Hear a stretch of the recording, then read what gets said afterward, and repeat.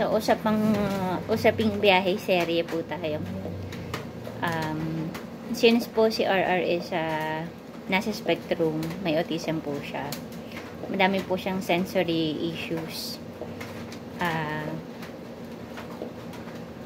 Good thing po nung nasa abroad pa ako, kahit pa paano po nakapundar po ng second hand na sasakyan. Wala pa po nun si R.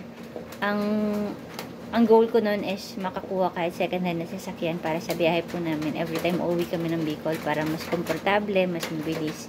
Kasi sobrang hirap pong bumiyahe from Manila to Bicol.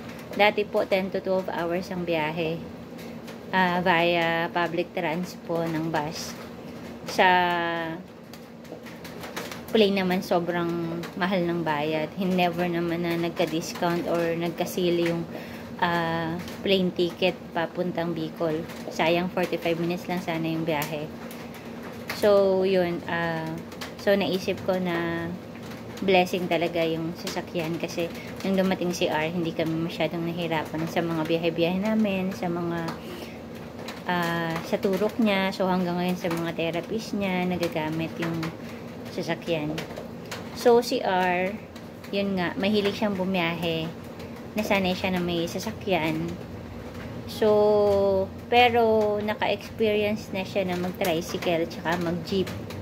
Okay sa kanya pag bumabiyahe, pero ang ayaw na ayaw niya is yung humihinto yung sasakyan. Ayaw niya yan, uumpisa na yan ng tantrums pag ganun. Gusto niya dire-diretso lang ang usad ng sasakyan. Kaya lang yun nga, hindi naman pwede kasi minsan sobrang traffic. So nag-start yung meltdown niya pag ganun. Never pa kaming naka-experience mag-bus, pero sa status kasi ni R, sa sitwasyon niya tsaka sa kondisyon niya, naisip ko pa lang, alam ko na mahihirapan kami sa biyahe. So yung sa sasakyan naman, bago ka bumiyahe, kailangang nakakondisyon yung sasakyan kasi long drive siya. So hindi siya basta pwedeng ibiyahe na hindi nakakondisyon yung sasakyan, kasi magkakaproblema kayo sa daan. So mahirap naman yun, mas mahirap yun. Tapos yung plus pa yung sa gas, back and forth. So recently lang, kasi si R, pag bumabiyahe kami, nung medyo maliit pa siya, hanggang ngayon naman na 5 years old na siya, malaking bula si R for a 5-year-old kid. Malaki, mahaba yung mga biya. So mabigat na siya. Lalo pat lakas na din kumain. So last time, palagi kasi siyang nasa lap lang ni mama doon sa front seat, nakaupo. So last time nung bumiyahe kami, pinaupo namin siya sa gitnang park. So big win sa akin na nakakaya niya nang umupo doon mag-isa. So nakaupo lang siya, nagka-sightseeing siya. Kaya lang kasi may problema ngayon sa sasakyan, sira yung aircon. So mainit, so nakabukas lang yung pintuan. So nung may pinuntang kami last time, nakaupo lang siya doon.